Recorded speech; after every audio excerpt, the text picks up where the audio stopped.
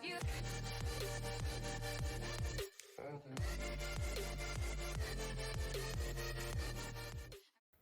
going on, everybody? Welcome to another episode of The Artist Reads the Bible. Today, I'm going to be starting with Leviticus 6, and pretty lengthy. 7's pretty lengthy too. We'll see. Excuse me.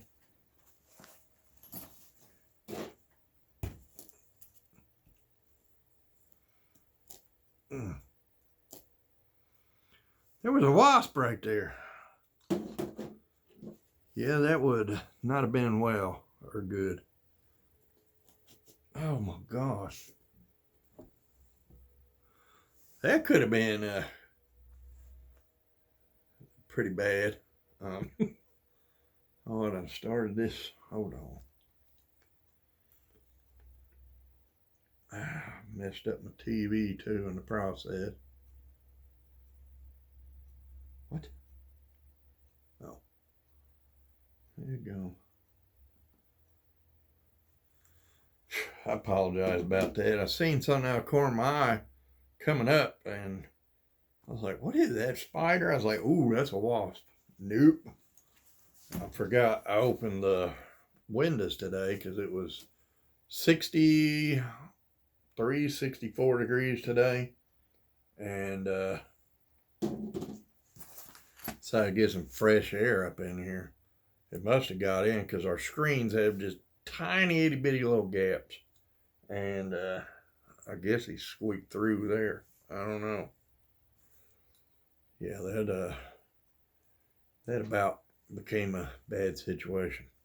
Anyway, I got my highlighter, got my decaf Java juice, and I got the living word of God. And I don't have that wasp no more. Woo! I was like, oh, it's a freaking wasp.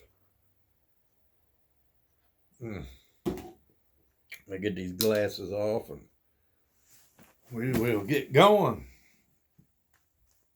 Sins requiring a guilt offering. Still talking about offerings. I have a feeling this whole chapter is going to be a lot about offerings. Chapter 6.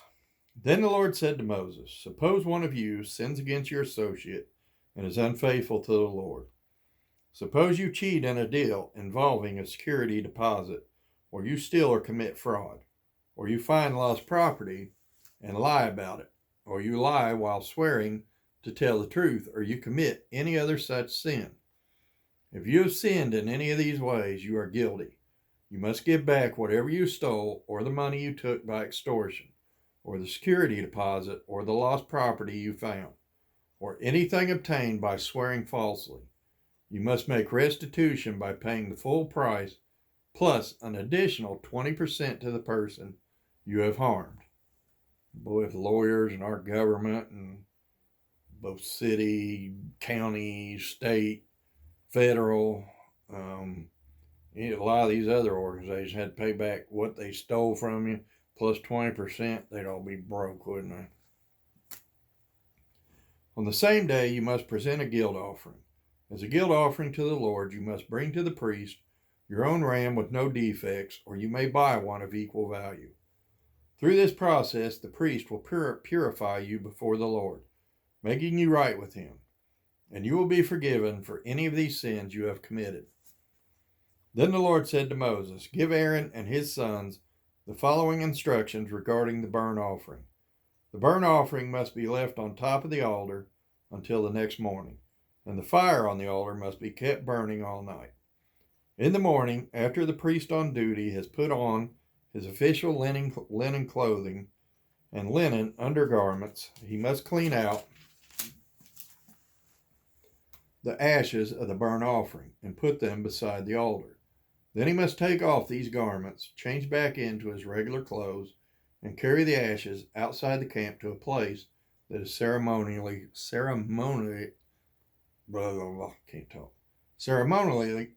good grief, ceremonially clean.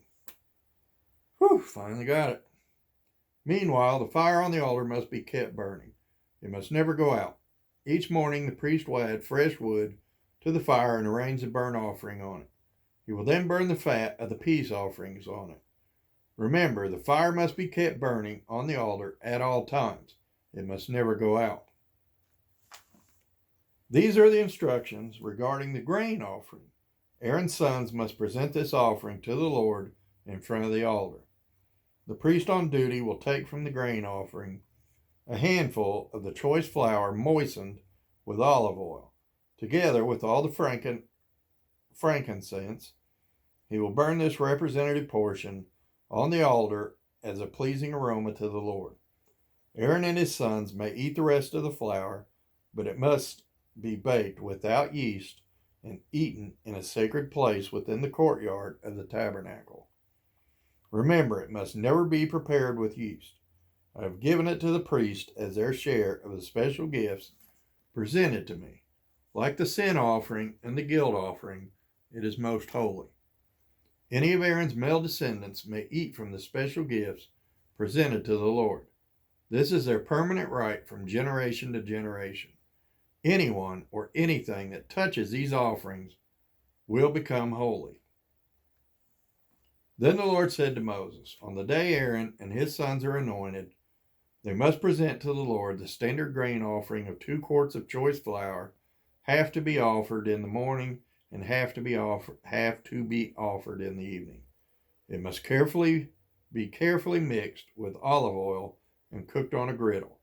Then slice this grain offering and present it as a pleasing aroma to the Lord. In each generation, the high priest who succeeds Aaron must prepare this same offering. It belongs to the Lord and must be burned up completely. This is a permanent law. All such grain offerings of a priest must be burned up entirely. None of it may be eaten. Then the Lord said to Moses, give Aaron and his sons the following instructions regarding the sin offering. The animal given as an offering for sin is a most holy offering, and it must be slaughtered in the Lord's presence at the place where the burnt offerings are slaughtered. The priest who offers the sacrifice as a sin offering must eat his portion in a sacred place within the courtyard of the tabernacle. Anyone or anything that touches the sacrificial meat will become holy. If any of the sacrificial blood splatters on a person's clothing, the soiled garment must be washed in a sacred place. If a clay pot is used to boil the sacrificial meat, it must then be broken. If a bronze pot is used, it must be scoured and thoroughly rinsed with water. Any male from a priest's family may eat from this offering. It is most holy. But the offering for sin may not be eaten if its blood was brought into the tabernacle as an offering for purification in the holy place. It must be completely burned with fire. That's 6. Get some more Java juice. Throat getting a little.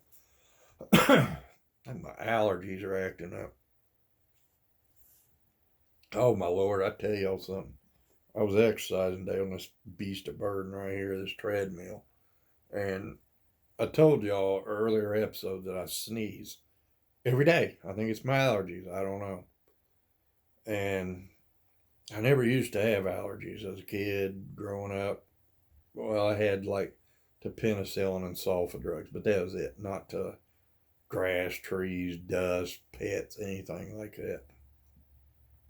Well, they must have since changed because every day, the inside corners of my eyes itch, my ears will ring and itch. I sneeze every single day, at least once. Well, I was on treadmill today, and it was one of them big sneezes too. And I felt it coming, and I play games on my PlayStation while I'm on treadmill to keep me occupied so I can stay on there longer. And I set my controller of my PlayStation down, and here come that sneeze, and it was so powerful that my right foot went off the treadmill. I used my right arm on the table to catch myself, and then I pulled my left foot off real quick so it didn't pull me apart and cause me to fall. And Mittens, one of our cats, was sitting on this cat tree She took off running like crazy, like the house was coming down around her. My wife called out. She said, "My God, what the heck has happened back there?" I said, "I sneezed and about fell off this stupid treadmill." She started laughing. Oh boy. Yeah, I'll tell you what, these don't sneeze real hard when you're on a treadmill because it's throw off your equilibrium and you might end up on the floor. Been a day, I tell you. All right, let's go on with number 7. These are the instructions for the guilt offering. It is most holy. The animal sacrificed as a guilt offering must be slaughtered at the place where the burnt offerings are slaughtered, and its blood must be splattered against all sides of the altar. The priest will then offer all its fat on the altar, including the fat of the broadtail, the fat around the internal organs, the 2 kidneys, and the fat around them near the loins. I think part of the problem, I got light over there and light up there, but I don't have any light behind me.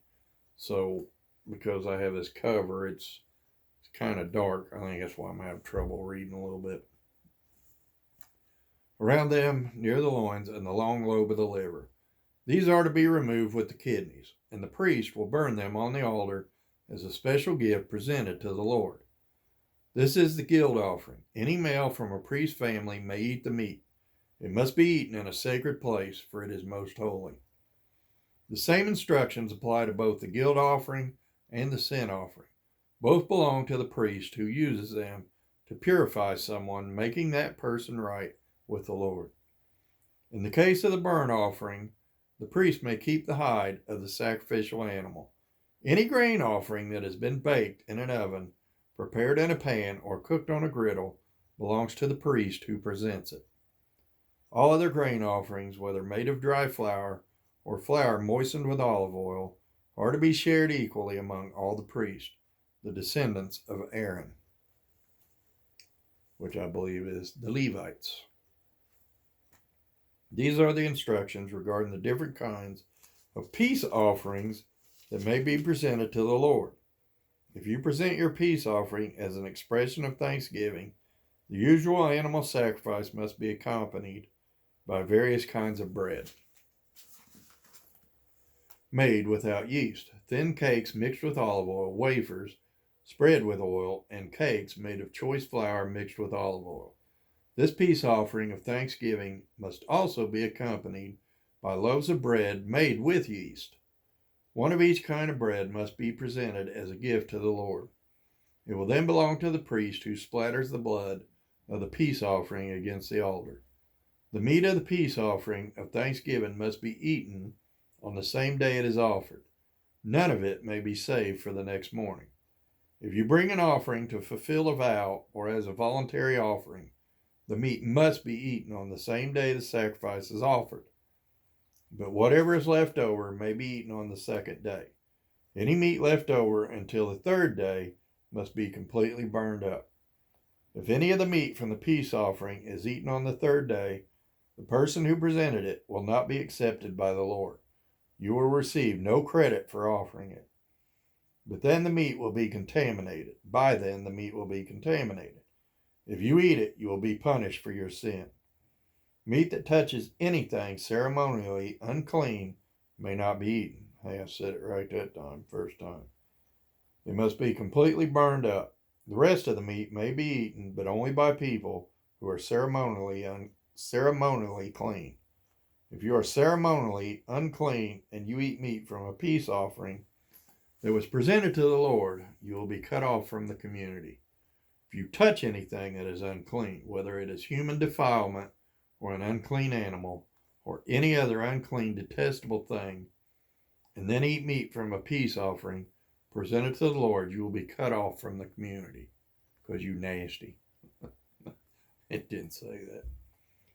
Then the Lord said to Moses, "Give the following instructions to the people of Israel. You must never eat fat, whether from cattle, sheep, or goats."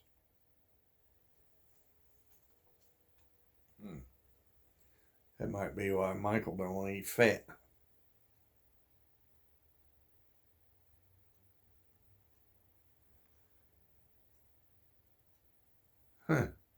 Christmas, one of our guests does not like fat. And I think maybe I know why, because they are Mennonite. And Mennonite and Amish are pretty strict followers of the Bible. I didn't know that. I knew about pork and stuff like that, which I think he eats pork. I'm not going to say for sure, but I think so. But it says right here, you must never eat fat, whether from cattle, sheep, or goats. Wow, I didn't know that. The fat of an animal found dead or torn to pieces by wild animals must never be eaten, though it may be used for any other purpose. Anyone who eats fat from an animal presented as a special gift to the Lord will be cut off from the community. No matter where you live, you must never consume the blood of any bird or animal. Anyone who consumes blood will be cut off from the community. All right, now this, let me clear up a misconception a lot of people have. A lot of people will not eat rare, medium meat. They all want it well done. Now, let me tell you something. All you're doing is torturing yourself. When you eat a steak rare or medium rare, that pink is not blood you're eating. Those, and correct me if I'm wrong in the comments, but those are carcinogenic from the muscles, which is the meat you're eating is a muscle. But it's not blood. When the animal is slaughtered, all the blood is drained from the animal. The stuff that's left is like a carcinogenic juice, I guess you could say. So you're not actually eating blood. You're eating, I guess it'd be more like a plasma or something. I don't know. But anyway, it's not blood. That's done away with when the animal is slaughtered. However, if you're in England and you eat what they call blood pudding, I do believe they actually use blood in that. So if you're eating that, quit eating that. That is a no-no. Then the Lord said to Moses, "Give the following instructions to the people of Israel. When you present a peace offering to the Lord, bring part of it as a gift to the Lord. Present it to the Lord with your own hands as a special gift to the Lord. Bring the fat of the animal together with the breast and lift up the breast as a special offering to the Lord. Then the priest will burn the fat on the altar, but the breast will belong to Aaron and his descendants. Give the right thigh of your peace offering to the priest as a gift. The right thigh must always be given to the priest who offers the blood and the fat of the peace offering. For I have reserved the breast of the special offering and the right thigh of the sacred offering, singular, for the priests. It is the permanent right of Aaron and his descendants to share in the peace offerings brought by the people of Israel. This is their rightful share. The special gifts presented to the Lord have been reserved for Aaron and his descendants from the time they were set apart to serve the Lord as priest." Excuse me. On the day they were anointed, the Lord commanded the Israelites to give these portions to the priest as their permanent share from generation to generation.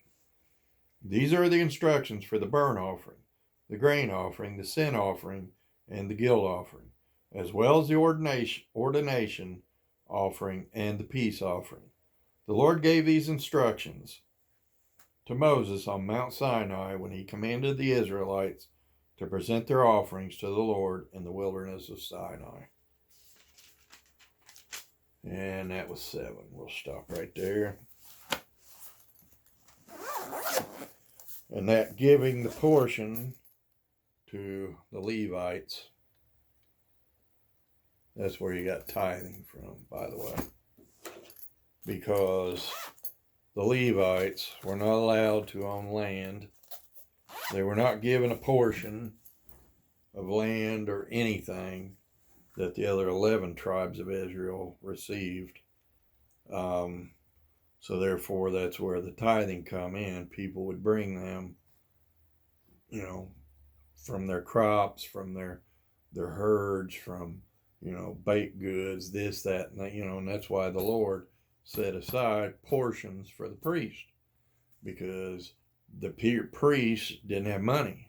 And that's why they didn't have land, they didn't have herd, they didn't have vineyards or orchards or crops or anything like that. So, the Lord took care of them. He wanted all their attention focused on the tabernacle as being his priest, So that's why people brought them things to take care of them. Now, and as we read, or I think it might have been when me and my wife read, there's another part of the Bible, because it's a big misconception that you have to give 10% to the church. Okay, first off, your pastor is being well paid. Now, granted, they get their money from your tithing. That's where they get their budget to pay the preacher and the secretary, doodah, whatever, renovations to the building, missionaries, helping people in public. But there is another place in the Bible that says your tithing doesn't necessarily have to be money. Your tithing can be your time. Your tithing can be, you helping out the poor. Your tithing can be donating food to a food bank. Your tithing can be, because, and don't get me wrong here, I'm not trying to bash on churches, but I see a lot of churches that are more interested in having fancy buildings and, a bunch of fancy buses to take the church members, so and so, and all the money seems to kind of stay within those four walls, or they're little chosen missionaries or something like that. And that's wrong. That is not at all what Jesus Christ wanted to happen. First off, that building is not the church. We are the church. That building is just a building where God's church congregates. But the building itself is not the church. So when you go putting all this money into that building instead of God's actual church, or doing what Jesus Christ said to help the poor, help the widows, the orphans, stuff like that, then you're kind of getting it wrong. So that's why I say, by all means, if you go to church, help them out, because that's how they pay the preacher. That's how they pay their secretary. That's how they pay for, if the church needs painted or, whatever. But, your church should be helping the community too. Your church should be spreading God's word outside the four walls that you go to church in. Your church should be, helping the widows, the orphans. Your church should be helping the poor, the needy. If your church is not doing that, then you may want to reevaluate if you're in the right place to begin with. Now, if your church, say, has a food bank, or they cook meals for the poor, or they help orphans, they help widows, stuff like that, hey, that's a good church. Maybe consider giving them even more money, because if they're utilizing that money to help people in the community, then you got a good church there. And keep that going. Maybe consider even giving them more money. I know I got something out of today. Until next time, I love each and every one of you.